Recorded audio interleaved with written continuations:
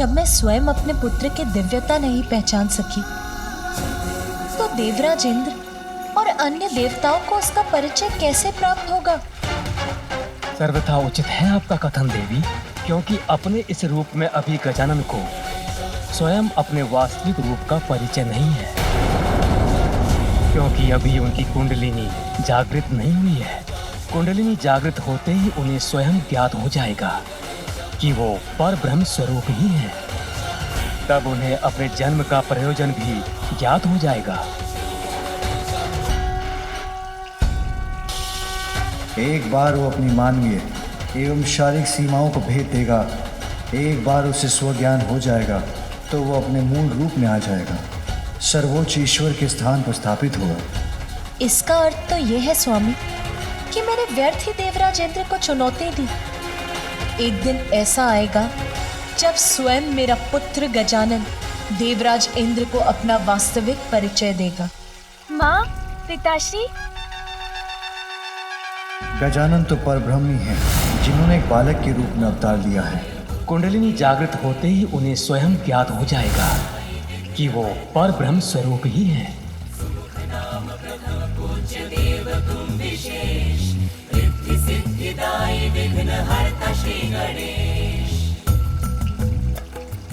मुझे आप सभी की दृष्टि से ओझल हुए इतना समय हो गया और आप में से किसी ने भी ध्यान नहीं दिया। यदि मुझे कुछ हो जाता तो?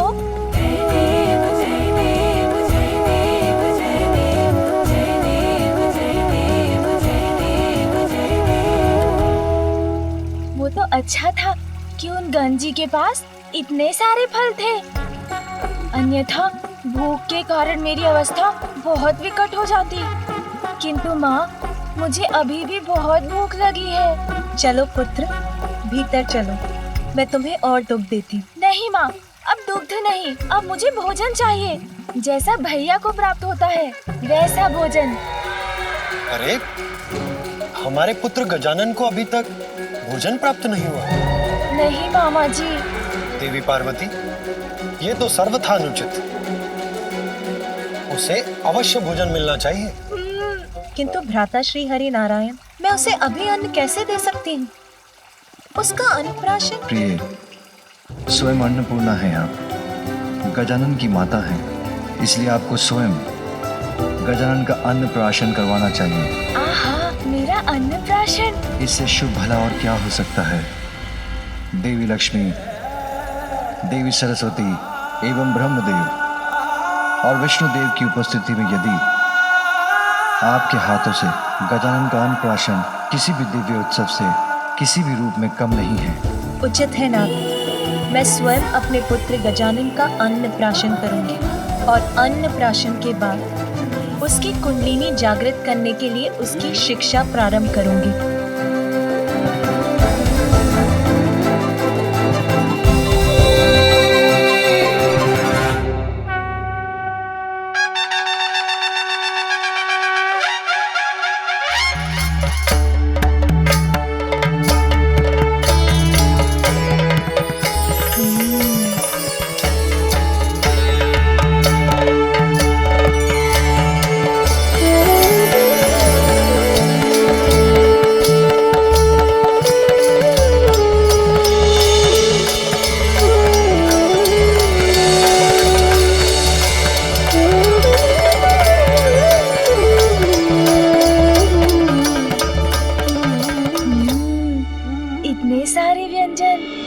आज तो सब खाऊंगा। अब हम गजानन का अन्नप्राशन संस्कार प्रारंभ करते हैं। सर्वप्रथम इस परिवार के सबसे बड़े सदस्य, हम सभी के आदरणीय गजानन के नाना महाराज हिमवान उसको भोजन का प्रथम निवाला देंगे।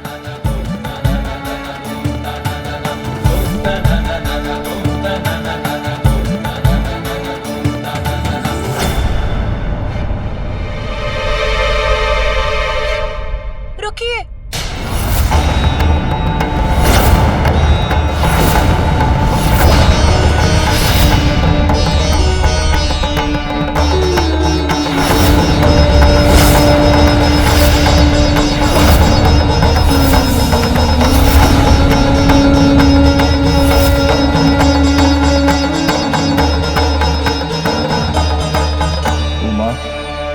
क्या हुआ? गजानन का अन्नप्राशन प्रारंभ होने के पूर्व ही तुमने उसे रोक दिया? स्वामी, 56 भोग व्यंजनों से सज्जित है ये थाल, किंतु इसे देखकर पूर्णता का आभास नहीं हो रहा है मुझे। कुछ तो अवश्य अभी भी शेष है। मैं कुछ नहीं बोलूंगी, किंतु शेष है? अब क्या शेष है पुत्री?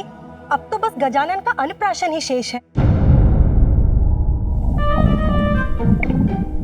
कुछ शेष नहीं माँ मेरे उदर में, बस मेरे द्वारा इन स्वादिष्ट व्यंजनों का भोग लगाना ही शेष है।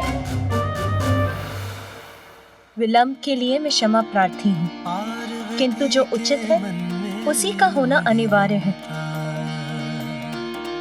मेरे पुत्र के अन्नप्राशन का प्रथम आहार ये 56 व्यंजन नहीं, कुछ और होगा। कुछ और होगा? क्योंकि जो विशेष है अभी वही शेष है। आप सभी अपना स्थान ग्रहण कीजिए, तनिक प्रतीक्षा कीजिए, मैं अभी वो विशेष व्यंजन लेकर आती हूँ।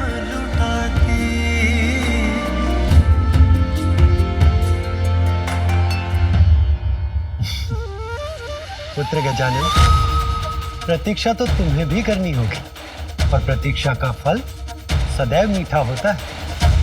तुम्हारी माता तुम्हारे लिए कुछ विशेष व्यंजन लाने गई। हाँ मामा जी, कठिन तो है, किंतु मैं प्रतीक्षा कर लूंगा। सुना भैया, माँ मेरे लिए कुछ विशेष लेकर आ रही है। महाकाय बुद्धि के नरेश, सिद्धि सिद्धिदायी विघ्न हरता श्री गणेश। सुख नाम प्रथम पूज्य देव तुम विशेष, रिद्धि सिद्धिदायी विघ्न हरता श्री गणेश। पार्वती माता भी आज गई जान, पुत्र उनका अद्भुत विशेष महान। बालक हो ऐसा जब असाधारण, अन्नप्राशन उसका हो क्यों साधारण। व्यंजन विशेष कोई माँ कर निर्मित, बालक सुख सोच सोच के हर्षित। व्यंजन का थाल सबका खींचे है ध्यान, उसमें क्या लाई माता किसको है ज्ञान।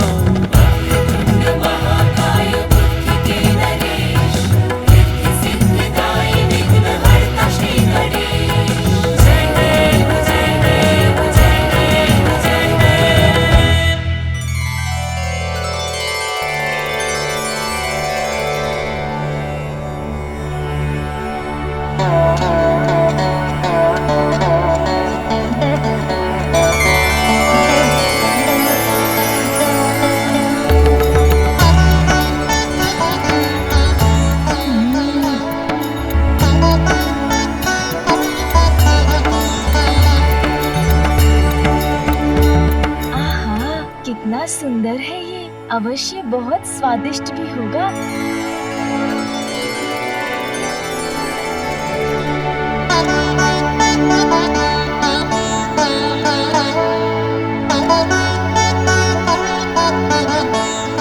मैं कुछ नहीं बोलूंगी, किंतु पुत्री ये क्या व्यंजन है और इसमें क्या विशेष है?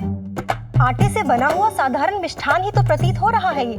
नहीं नानी जी, ऐसा मत बोलिए, माँ ने मेरे लिए बनाया है तो असाधारण ही होगा ये मिष्ठान, है ना माँ? वैसे इसको बोलते क्या है माँ? मोदक। मोदक? जय गणेश जय गणेश जय गणेश देवा। जय गणेश जय गणेश देवा। जय गणेश जय गणेश जय गणेश देवा। जो अपनी विशेषता से सबको मोद अर्थात आनंद प्रदान करेगा। पुत्र, माता उचित कहती है, दिखाई देने में तो साधारण ही है ये, किंतु उचित तो तुम्हारा भी कथन है पुत्र, क्योंकि ये मोदक भीतर से अत्यंत असाधारण है। मैं कुछ नहीं बोलूंगी, किंतु समझ नहीं आया, भीतर से असाधारण? जैसे तुम हो, जैसा मैं तुम्हें बनाना चाहती हूँ, वैसा ही है ये मोदक। आप मुझे मोदक जैसा बनाना चाहती हैं माँ, किंतु उसे खाए बिना, उसके स्वाद को जाने बिना मैं उसके समान कैसे बन सकता हूँ?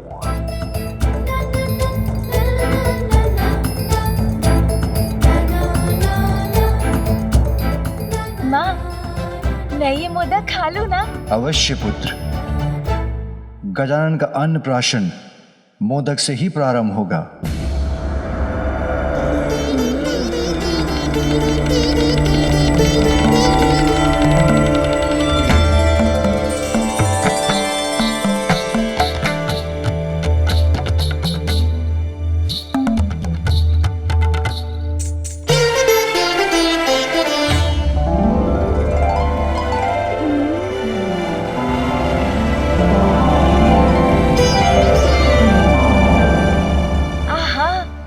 सत्य कहा था माँ आपने, जितना भीतर जाओ इसका असाधारण स्वाद तो बढ़ता ही जाता है। इतनी मिठास, ऐसा स्वाद छिपा है इसके भीतर, जिसका अनुमान इसे देखकर नहीं लगाया जा सकता। हाँ पुत्र, जैसे मोदक को देखकर कोई नहीं जान सकता कि उसमें कितनी मिठास है, वैसे ही हम सबके भीतर परमात्मा रूपी सुंदर सत्य का वास है। किंतु मोह माया में लिप्त होने के कारण हम उसकी सुंदरता उनको नहीं जान पाते। उनका परिचय तो मोह माया त्याग कर ही प्राप्त होता है, समझे? हाँ माँ। माँ, आप गजानन की नानी हैं, इसीलिए अब आप गजानन को मोदक खिलाइए।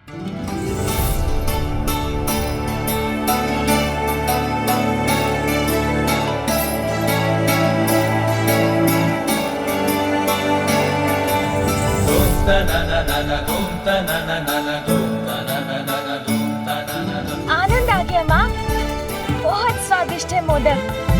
किंतु माँ, ये मोह माया क्या होता है जिसे त्यागना इतना आवश्यक है?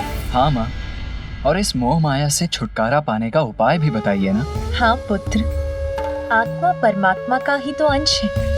अच्छे कर्म से ही परमात्मा को पाया जा सकता है, यही तो जीवन का परम उद्देश्य है। किंतु सांसारिक सुखों की लालसा, निज स्वार्थ और इच्छाओं के माया जाल से भ्रमित होकर सभी जीव उन परमात्मा को ही भुला बैठे हैं। तो फिर इस परम उद्देश्य को प्राप्त करने के लिए हमें क्या करना चाहिए माँ? पुत्र, सत्य की साधना, माया को भेदने वालों की समस्त शक्तियाँ और कुंडलिनियाँ जागृत हो उठती हैं और उन्हें अपने भीतर बसी परमात्मा की शक्ति और उनकी सुंदरता से परिचय कराती हैं। वैसे ही पुत्र, जैसे मोदक के भीतर का स्वाद लेने पर ही इसकी वास्तविक मिठास का आनंद प्राप्त होता है। स्वामी, अब आप गजानन को मोदक खिलाइए।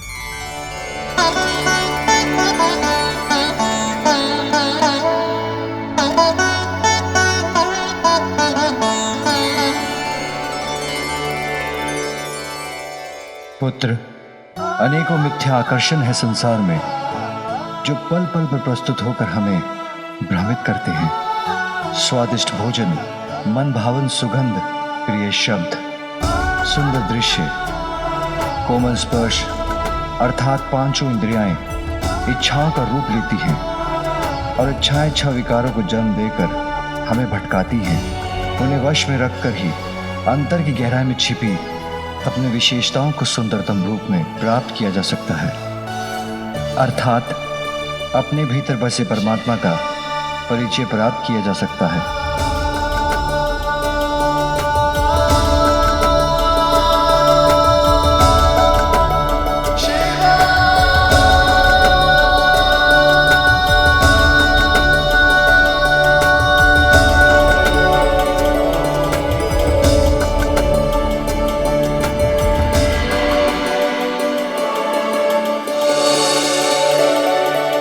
अपनी अंतरात्मा में झांककर अपने अवगुणों को दूर करना, बुराई का मार्ग त्याग कर अच्छाई के मार्ग पर चलना, गुणों को निखारना, परमात्मा से मिलन के अपने परम उद्देश्य पर स्थिर रहना, अपने भीतर छिपी सुंदरता से संपूर्ण जगत को आनंदित करना।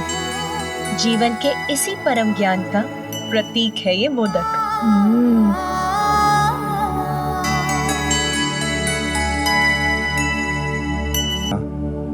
अब आप भी तो अपने हाथों से अपने पुत्र को मोदक खिलाएं।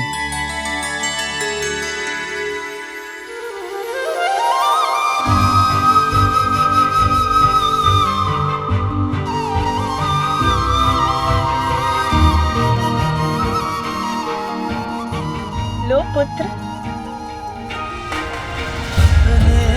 आशीष का मोदक खिलाते प्रथम देवी पार्वती, जीवन के सर्वोच्च ज्ञान के प्रतीक मोदक की आकृति भी कितनी विशेष है ना।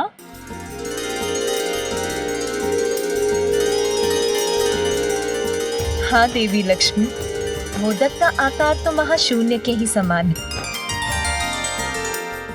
माँ, मुझे कुछ समझ में नहीं आया। ये महाशून्य क्या होता है? महाशून्य तो अनंत है, अपने आप में ही संपूर्ण है। समस्त जगत और सभी जीवों का जीवन उसी से उत्पन्न होता है और उसी में समाता है। अर्थात ये तो प्रणव मंत्र ओमकार का ही प्रतीक है।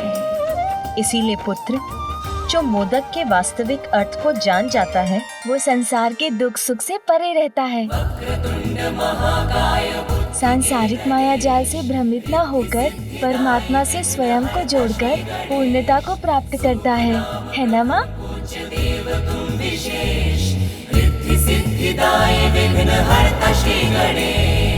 बालक का भाल जो स्पर्श की उमा, शक्ति के ज्ञान से बालक हुआ युक्ता।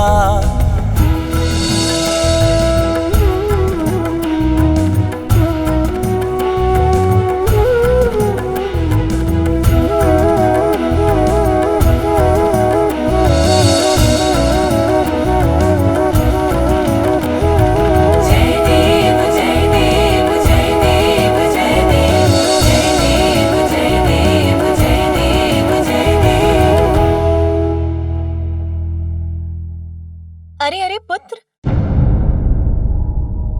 ये लीजिए भैया।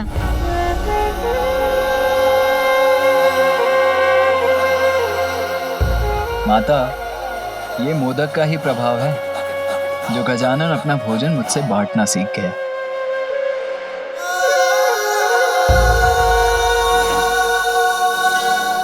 माँ, मैं समझ गया हूँ।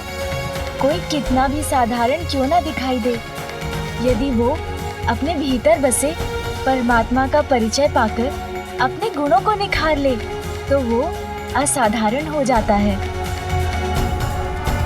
आपके द्वारा बनाए इस विशेष मोदक से संपूर्ण संसार यही सीख प्राप्त करेगा और आज से मोदक सदैव मुझे अत्यंत प्रिय होगा। पूर्ण हुआ, अब तुम मन भरकर भोजन कर सकते हो।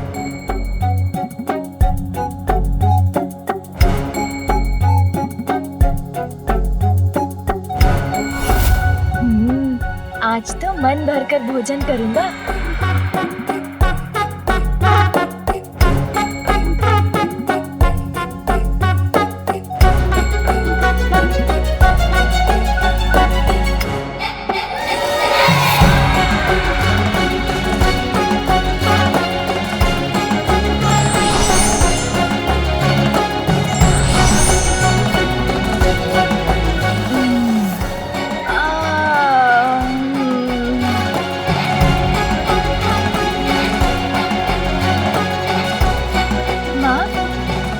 स्वादिष्ट भोजन था, आनंद आ गया और मेरा उदर भी भर गया।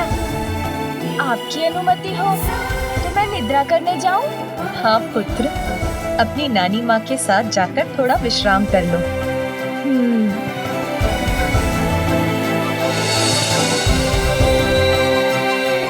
आज विश्राम कर लो पुत्र, क्योंकि कल से तुम्हें श्रम जो करना होगा। कठोर तप कर शक्ति और दिव्यता की साधना करनी होगी।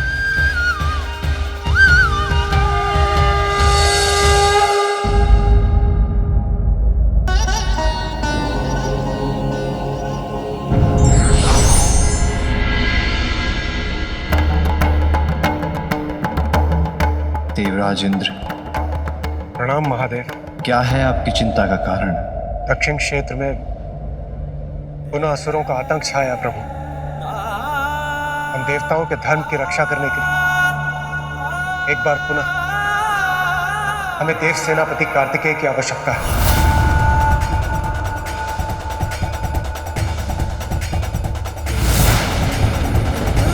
अभी तो मैंने अपने लाल को ठीक से अपने हृदय से भी नहीं लगाया।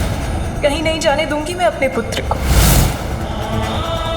अपने पुत्र को अपने से विलग नहीं होने दूंगी और आपको भी ऐसा नहीं करने दूंगी। कार्तिकेय का यहाँ से जाना देवी पार्वती कदापि स्वीकार नहीं करेंगी।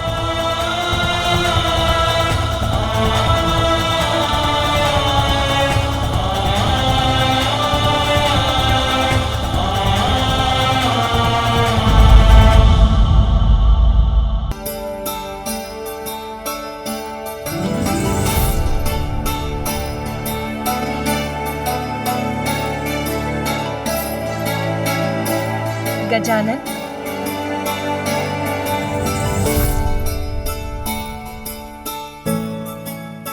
उठो पुत्र गजानन।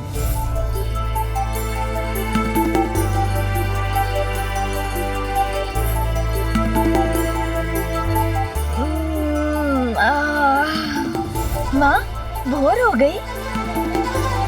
अरे वाह, अब तो मेरा अन्नप्राशन हो गया है।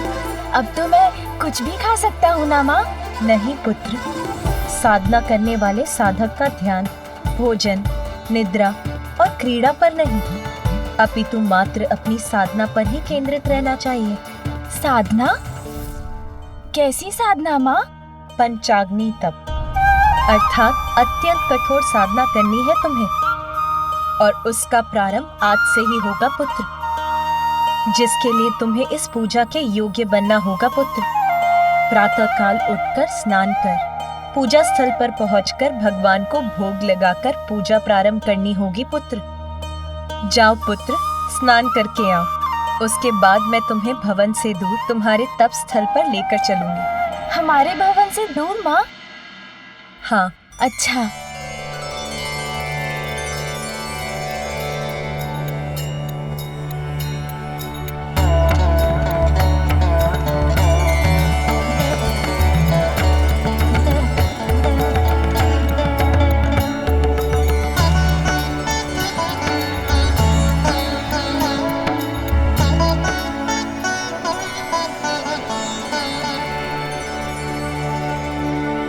माता, मार्ग तो समाप्त हो गया। तपोस्थली कहाँ है? पुत्र, वो रही तुम्हारी तपोस्थली।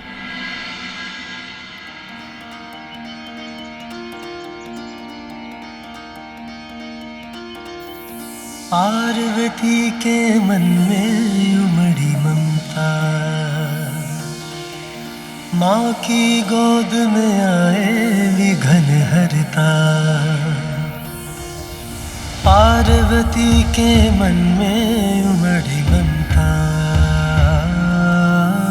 माँ की गोद में आए विघन हरता। अद्भुत बालक पर माँ प्रेम लुटाती, प्रथम देवता जग में उसे बनाती।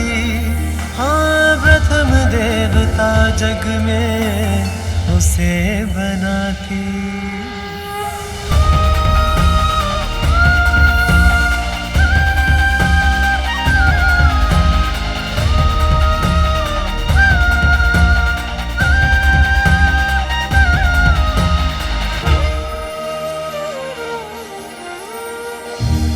माँ, हम तप के लिए भवन से इतनी दूर इस निर्जन वन में क्यों आए हैं? इसीलिए पुत्र, क्योंकि इस निर्जन और शांत स्थल पर तुम्हारा ध्यान नहीं बटेगा और तुम अपने तप पर स्थिर रहोगे।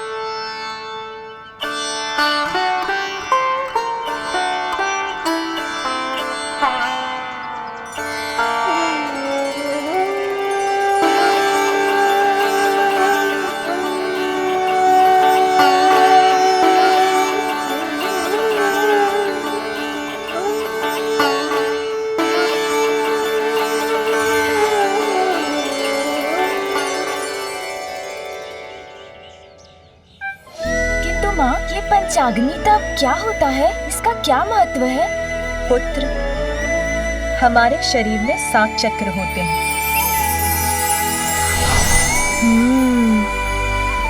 पृथ्वी से जोड़ने वाला मूलाधार, हमें सृजन की शक्ति प्रदान करने वाला और आनंद का स्रोत स्वादिष्ठान, हमारे आत्मबल, आत्मविश्वास और बुद्धि का स्रोत मणिपूरक, प्रेम, संवेदनशीलता और करुणा का स्रोत अनाहत,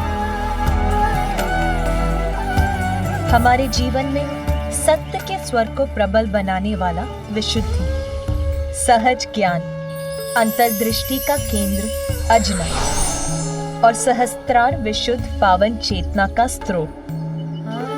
कुंडलिनी वो शक्ति, वो ऊर्जा है जो हमारी रीढ़ के आधार स्थान पर स्थित रहती है। तप और ध्यान के प्रभाव से ये कुंडलिनी शक्ति जागृत होकर सभी चक्रों से होते हुए ऊपर की ओर बढ़ती है और जब वो हमारे शीश, हमारे मस्तक में प्रवेश करती है तो हमें परम ज्ञान की प्राप्ति होती है। अपनी इस शक्ति को जानने के लिए हमें इन सभी चक्रों को शुद्ध करने की आवश्यकता है। पंचाग्नि तप से जागृत अग्नि तुम्हारा शुद्धिकरण करेगी पुत्र। इस दीपक की लौ पर अपना ध्यान केंद्रित कर तुम अपना तप आरंभ करोगे पुत्र। तुम्हारे ध्यान की गहराई में उतरते ही इस दीपक की अग्नि से तुम्हारे चारों ओर पंचाग्नि को प्रज्वलित करेगी और यही तुम्हारे समस्त चक्रों के शुद्धिकरण का संकेत होगा और फिर तुम्हें सर्वोच्च आत्मज्ञान की प्राप्ति होगी। अब भोग लगाकर तुम्हें अपने तप का शुभारंभ करना चाहिए पुत्र। हाँ माँ।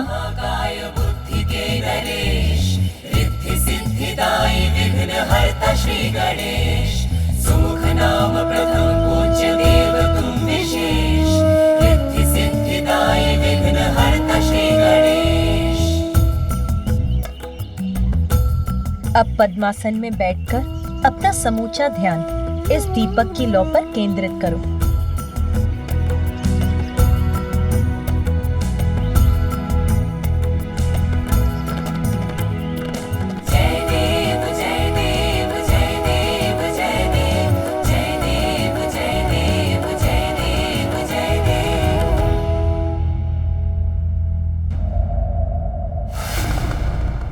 देवराज, आपको भी ज्ञात है कि अपने उत्तरदायित्वों से मुख मोड़ने का स्वभाव नहीं है मेरा, किंतु मेरा अनुज गजानन असुरक्षित है। उसे सुरक्षा प्रदान करने हेतु इस समय मेरा यहाँ कैलाश में उपस्थित रहना भी अत्यंत आवश्यक है।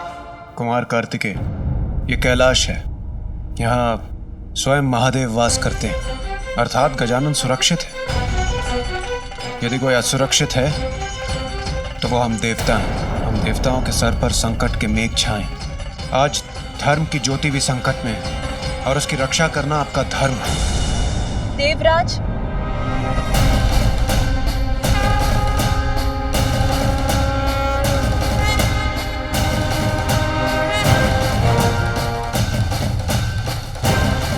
मात्र माता पार्वती और भोलेनाथ का पुत्र होने कारण हम उन्हें वो पद प्रदान करते जिस पद की योग्यता प्रमाणित करने के लिए उन्होंने अब तक कुछ भी नहीं किया।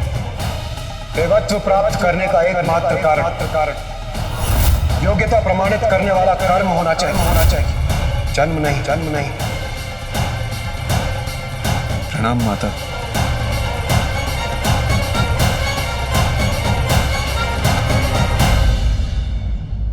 पूर्व में भी मैंने आपसे कहा था कि आपकी रक्षा, देवताओं की सहायता, सृष्टि के संकटों को दूर करना मात्र यही नहीं, मेरे पुत्र कार्तिकेय का धर्म, उसका दायित्व, अपने परिवार के प्रति अपने दायित्व का निर्वाह करने के लिए इस समय मेरे पुत्र का यहाँ रहना अनिवार्य है।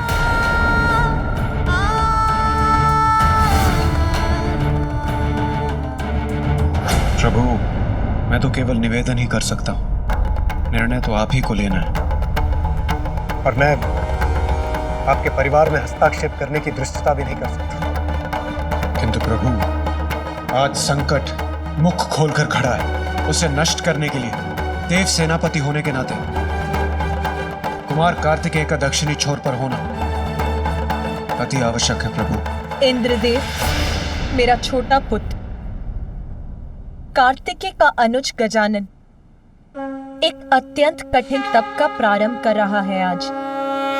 उसके लिए मुझे अपने पुत्र कार्तिकेय की यहाँ आवश्यकता है। तो तप कर रहा है गजानन, अर्थात माता पार्वती अपने प्राण को भूली नहीं है। यदि गजानन इस तप में शक्तिशाली हो गया तो ज्ञात नहीं वो कितना समर्थ हो जाए।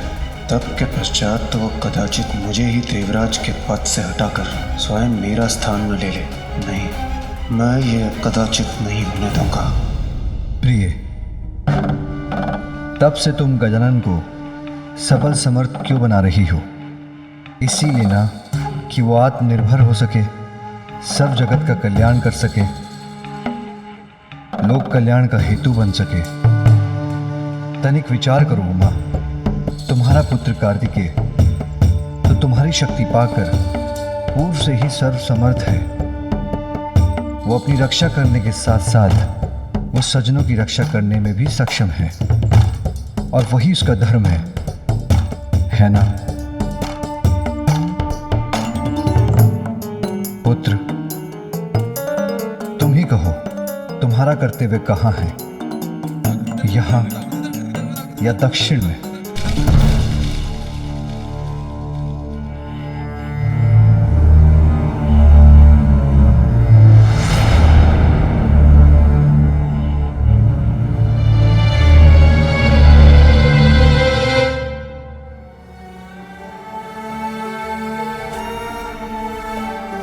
आप उदास मत होइए माता। पिताश्री का संकेत उचित है। आप यहाँ गजानन की सुरक्षा का ध्यान रखें और मैं वहाँ दक्षिण में अपने दायित्व का निर्वहन करूँगा। किंतु जब भी आपको मेरी आवश्यकता होगी मैं यहाँ उपस्थित हो जाऊँगा। क्या आप मुझे जाने की अनुमति देंगे?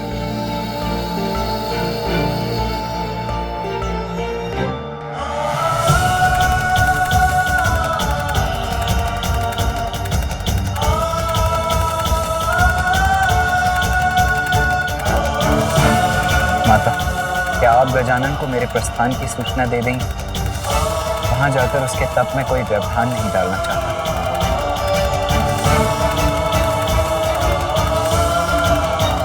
जाओ पुत्र।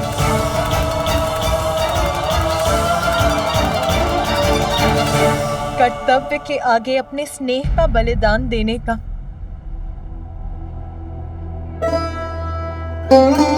अपने हृदय को कठोर बनाकर तुम्हें विदा करने का अभ्यास हो गया है मुझे। और आप भी सुन लीजिए इंद्रदेव, यदि मेरा पुत्र गजानन अपने इस तप में सफल हुआ तो उसे कभी किसी की सहायता की आवश्यकता नहीं होगी। वो भी सर्वसमर्थ होकर अपनी ही नहीं, संसार की सभी बड़ी समस्याओं को सुलझाने में सक्षम हो जाएगा।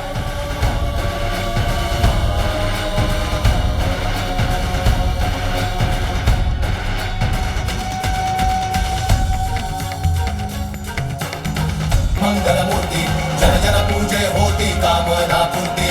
जय देव जय देव। चित्तहरण सुखदायक देव गणराया, वांछित फल पाया जो चरणों में आया। जय देव जय देव।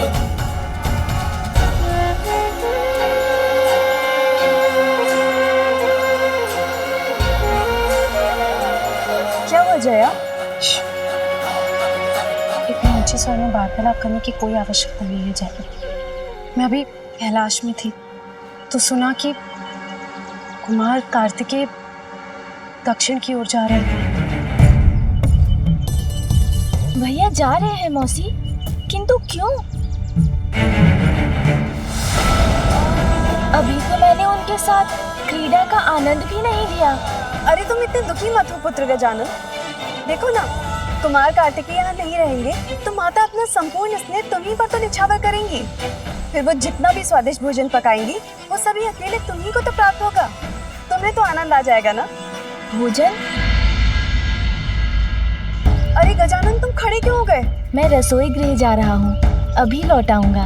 अरे रुको गजानन, गजानन।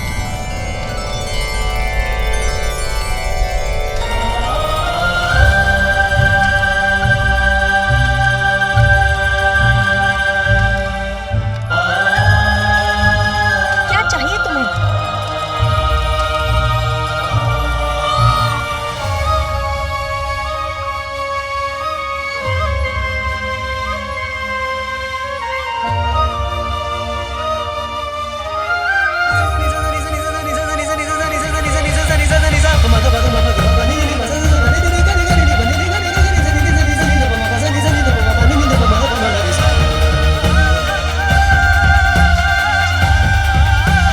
मैं कुछ नहीं बोलूंगी, किंतु साधना के मध्य में भूख को मिटाने के लिए अपने भोजन की व्यवस्था करने आया था।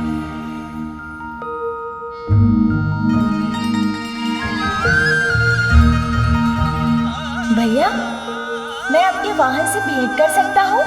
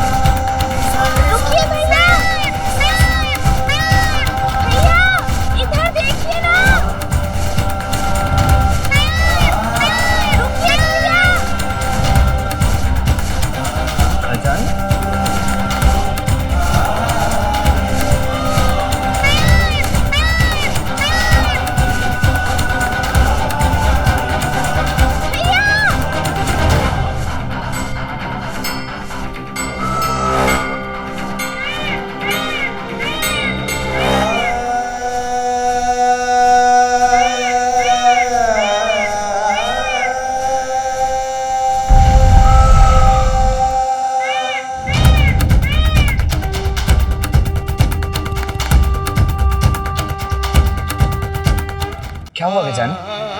तुम दौड़ क्यों रहे थे? मुझे क्यों रोका? सब सकुशल तो है ना?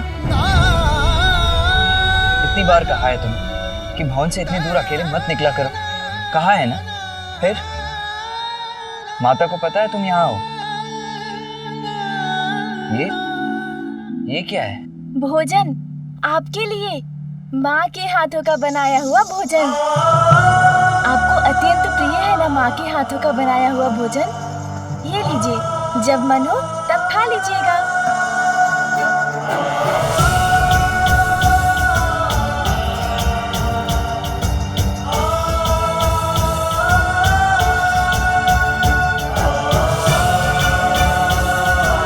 अपना ध्यान रखना गजानन, और माता का भी ध्यान रखना।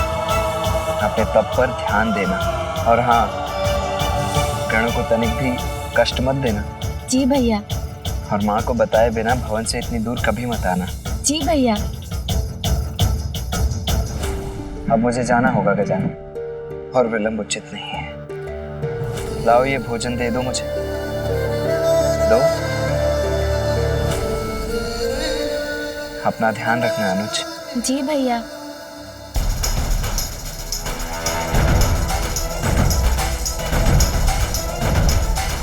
आपका जाना मुझे तनिक भी अच्छा नहीं लग रहा भैया, किंतु आपको रोक भी तो नहीं सकता ना।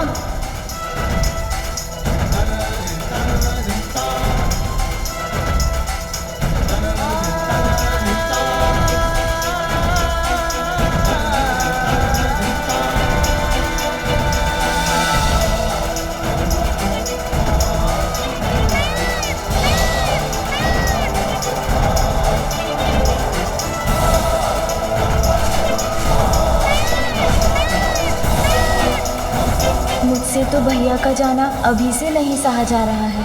पता नहीं अब उनसे कब भेंट होगी।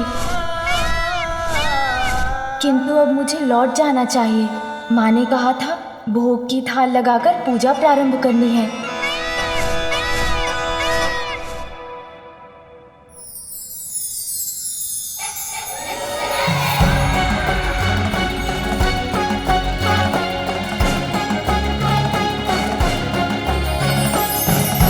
अरे वाह, कितनी सुंदर तितली है।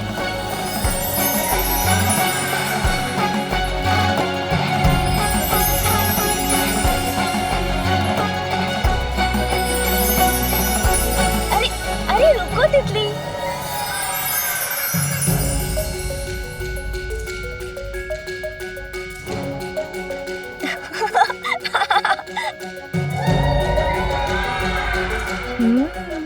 विश्राम कर रही हो तुम? अवश्य पकड़ लूंगा इस बार तुम्हें।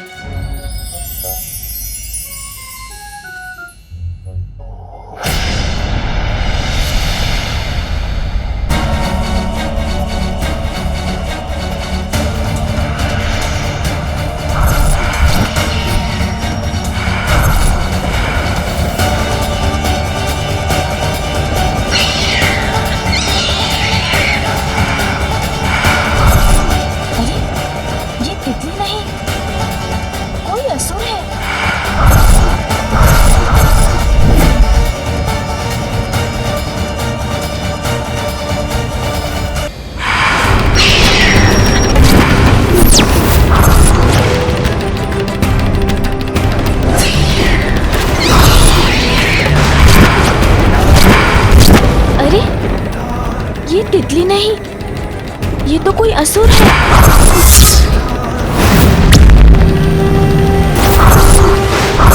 पिताश्री ने सत्य कहा था, इंद्रियां भ्रमित कर हमें संकट में डाल देती हैं। इसलिए तो सुंदर तितली को देखकर उसके रूप में आए इस असुर को नहीं पहचान सका मैं।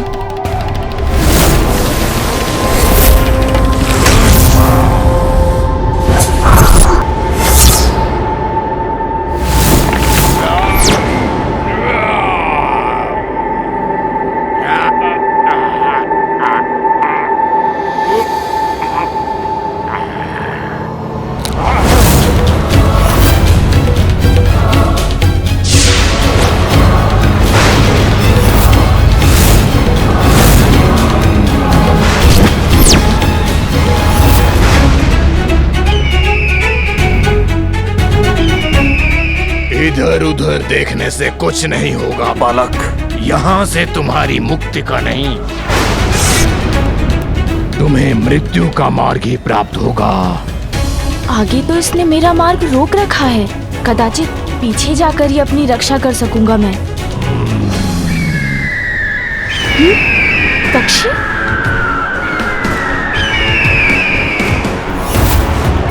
अब इस दिशा से आने वाला ये भयंकर पक्षी भी कोई असुर तो नहीं? फिर तो दोनों ओर से घिर जाऊंगा मैं।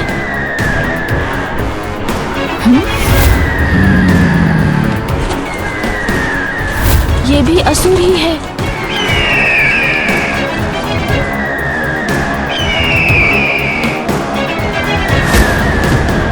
ये दोनों तो मेरे ऊपर झपटने के लिए तैयार हैं।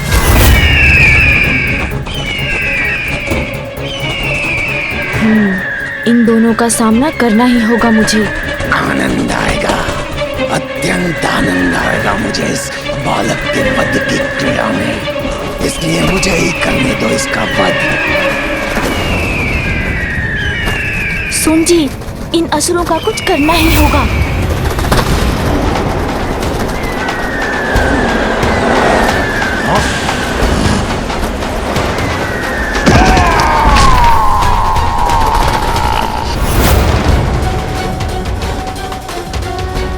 ये कोई साधारण बालक नहीं, मुझे सावधान रहना होगा।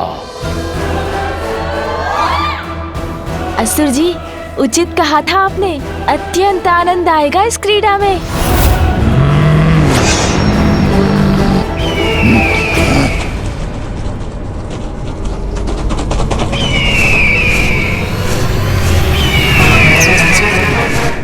प्रतीत होता है तुम्हारा मन नहीं भरा है असुर?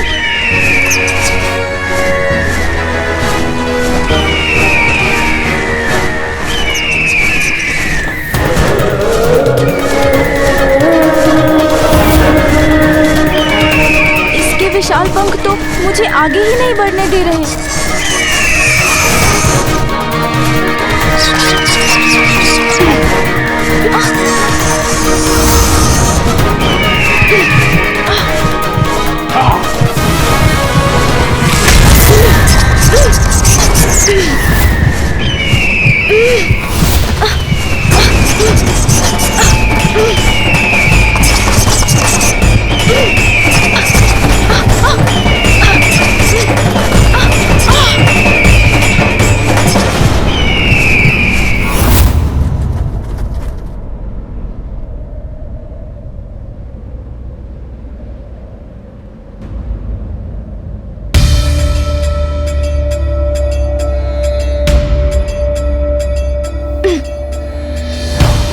ऊपर कैसे जाऊं मैं?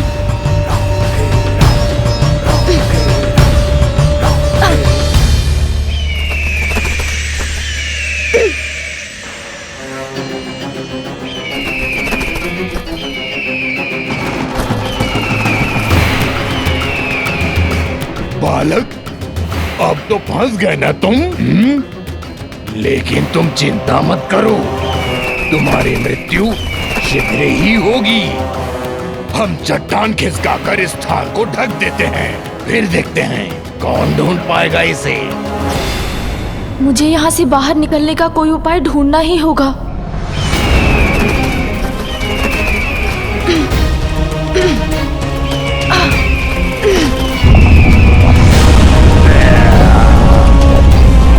ये तो इसका मुख बंद कर रहा है। मुझे शीघ्र निकलना होगा।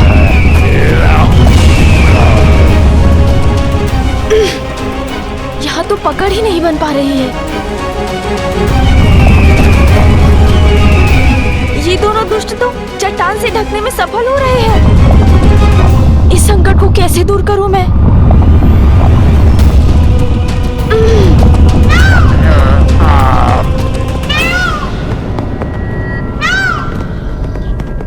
क्या तुम्हें कोई ध्वनि सुनाई दी? कदाचित कोई ध्वनि नहीं, मेरे मन का भ्रम ही था। मेरा प्रयत्न व्यर्थ हो रहा है। अब क्या करूं मैं?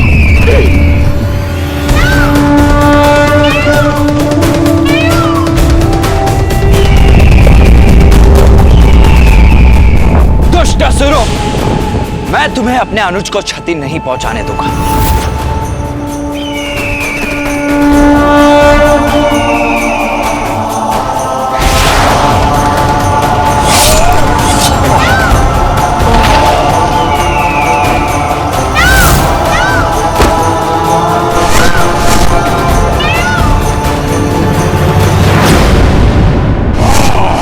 अनुज गजानन पर घात लगाने का दुस्साहस कैसे किया तुमने?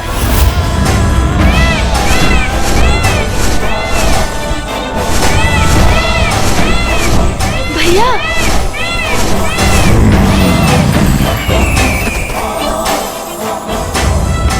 भैया आप आ गए। राधा गजानन, तुम कुशल तो हो ना? हाँ भैया, आप आ गए तो मैं कुशल कैसे नहीं होऊंगा जब आप मेरे साथ हैं।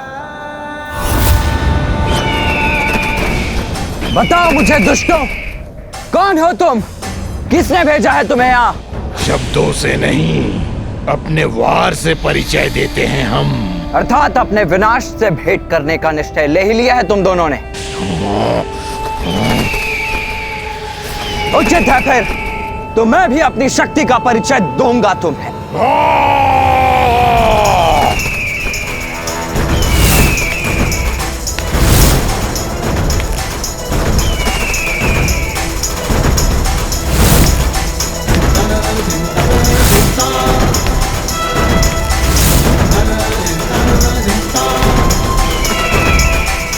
ये असुर पक्षी तो पुनः मेरी ओर आ रहा है।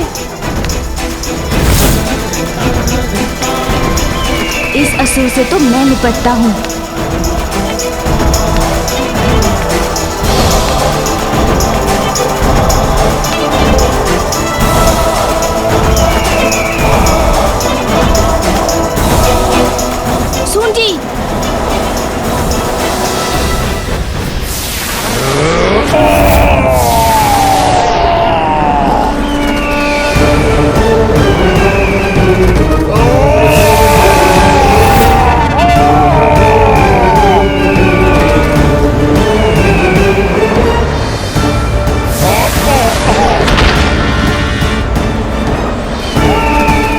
अब पराजय स्वीकार करते हो असुर, या और दंडित करूं तुम्हें? आश्चर्य, मेरी श्वास में ही इतनी शक्ति है कि इतना भयंकर ये असुर उसका सामना ही नहीं कर पा रहा है। सखी पार्वती, मैंने संपूर्ण भवन छान लिया किंतु गजानन मुझे कहीं नहीं मिला। विजया, गजानन का ध्यान रखने के लिए तो तुम्हें छोड़ा था मैंने, फिर वो कहाँ चला गया? मुझे क्षमा कर दो सखी पार्वती।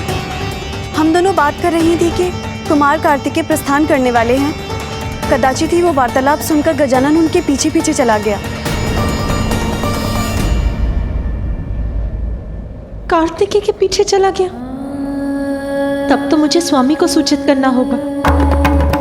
यदि वो भटक कर वन में पहुंच गया तो उस पर किसी बड़े संकट की छाया भी पड़ सकती है।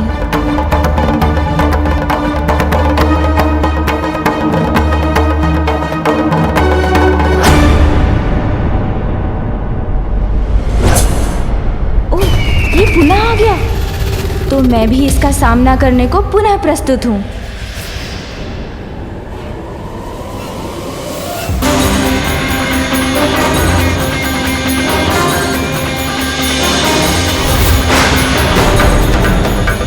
दंडित तो अब मैं करूंगा तुम्हें।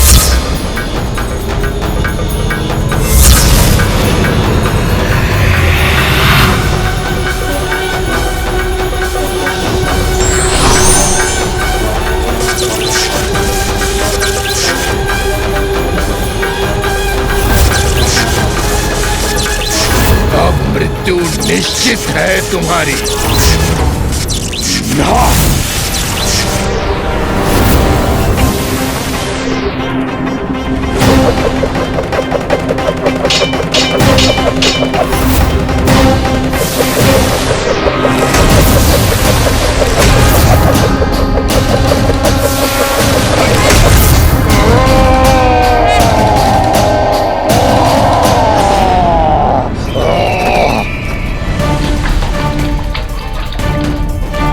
ये कहाँ घुमा रहा है?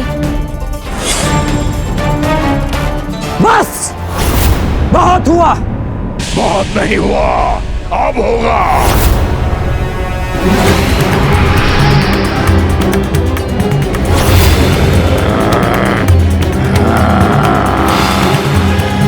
मैं तो अभी भी जीवित हूँ, किंतु अब तुम्हें तुम्हारी मृत्यु से कोई नहीं बचा सकता।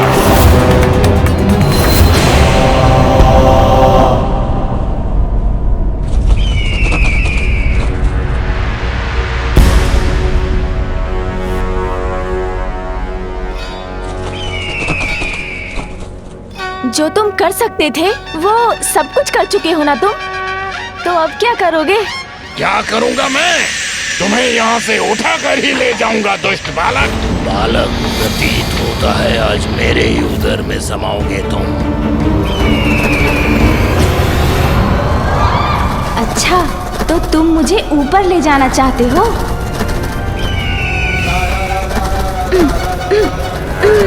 अब मैं तुम्हें मृत्यु दंड दूंगा। प्राण तो मैं तुम्हारे हरूंगा दुष्ट असुर।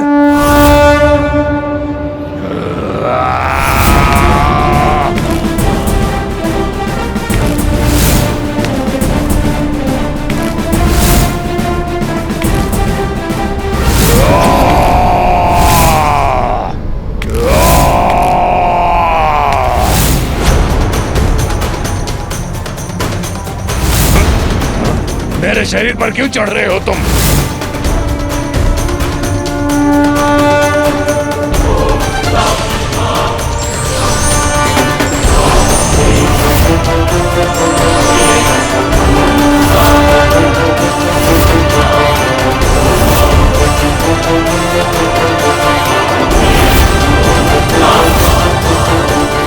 सुन जी, अब रुकने का समय मेरा नहीं तुम्हारा है। तुम्हारी ये क्रीड़ा अब यहीं समाप्त होगी।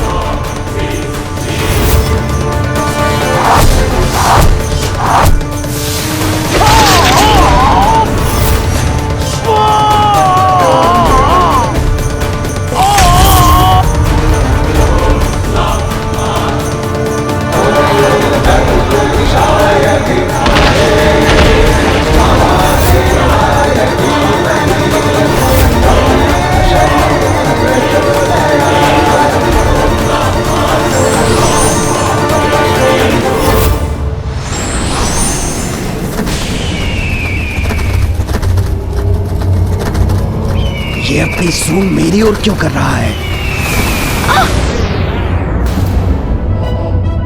गजानन,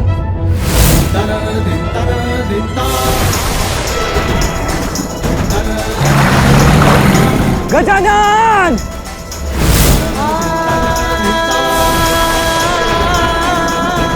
मेरा हार स्वयं मेरे मुख में आ रहा है। अरे, एक असुर से मुक्ति प्राप्त की तो अब ये नवीन संकट मुख खोले मेरी प्रतीक्षा कर रहा है।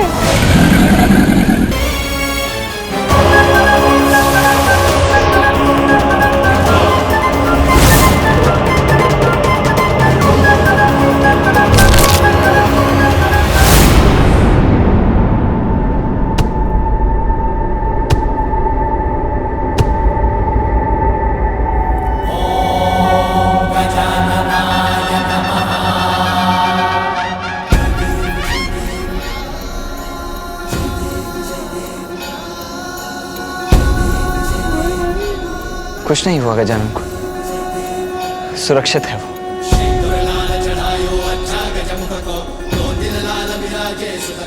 तुम्हारे इस पर गिरने मात्र से इस विकराल मगरमच्छ का अंत हो गया। आश्चर्य।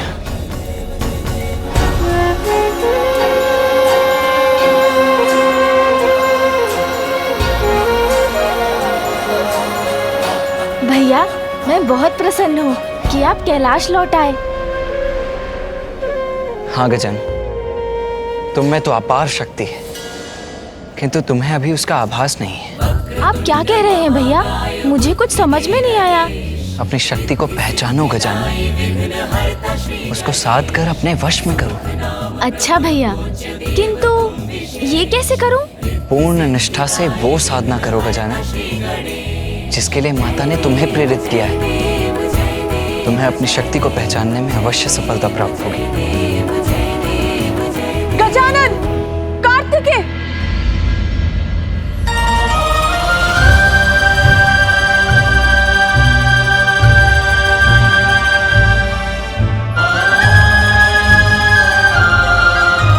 पुत्र गजानन, कार्तिकेय के पीछे पीछे बिना किसी को बताए क्यों चले आए तुम? तुम्हें ज्ञान भी है कैसी आशंकाओं ने जकड़ लिया था मुझे।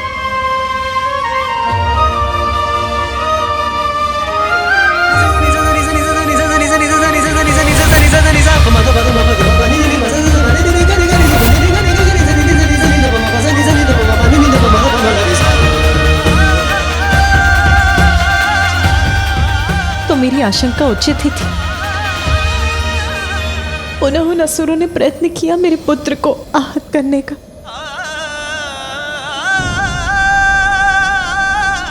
कैसे सुरक्षित करूं मैं अपने पुत्र को? कैसे? अविलंब गजानन की साधना संपूर्ण कराइए माता। गजानन यदि अपने वास्तविक स्वरूप को पहचान लेगा तो आपकी चिंता का कारण स्वतः ही मिट जाएगा। मैं गजानन की रक्षा के लिए लौटा था मां, इसीलिए अब मुझे अनुमति दीजिए। मुझे शीघ्र ही दक्षिण पहुंचना चाहिए।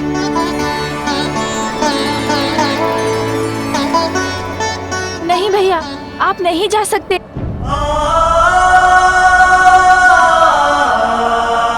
आप नहीं जा सकते। जाना तो होगा ही गजानन। भ्राता, मेरे शब्दों का स्मरण रखना। अपनी शक्तियों को पहचानने के लिए, उन्हें अपने वश में करने के लिए अपनी साधना अवश्य पूर्ण करना।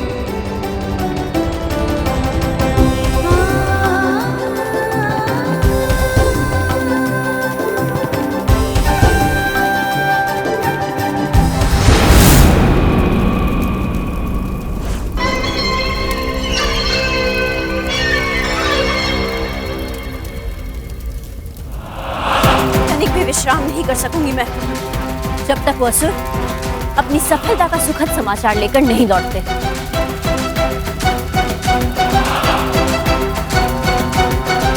आ रहे हैं वो। प्रतीत होता है शुभ सूचना लेकर आ रहे हैं वो।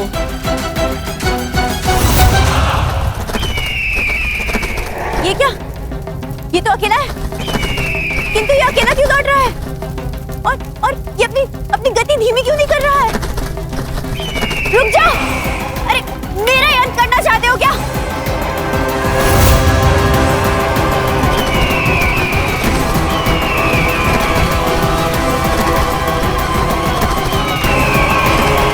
असुर सम्राट, रक्षा कीजिए मेरी!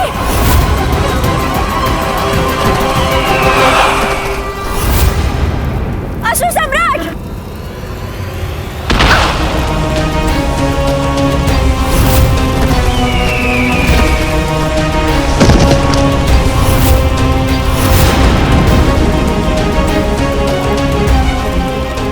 दुष्ट!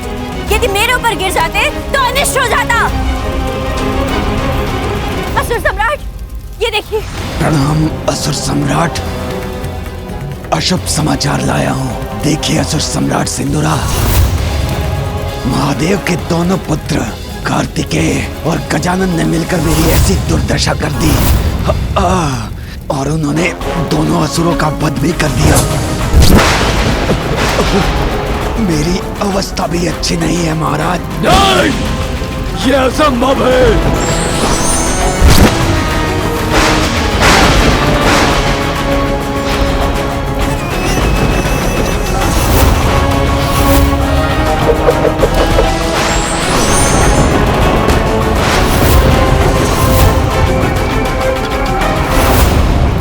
असुर सम्राट सिंदूरा, अब केवल एक ही उपाय है हम असुरों के पास। असुरों के गुरु शुक्राचार्य।